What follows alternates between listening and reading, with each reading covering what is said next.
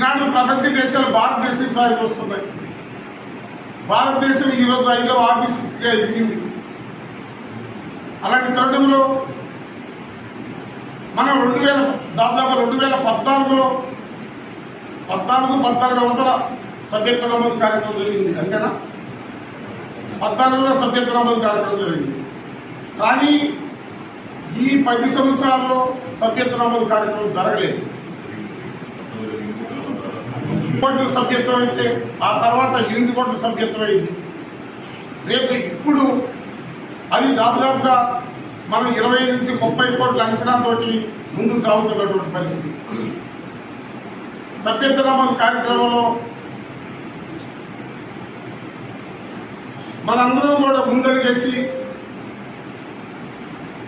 సభ్యత్వ నమోదు కార్యక్రమం జయప్రదం చేయవలసిందిగా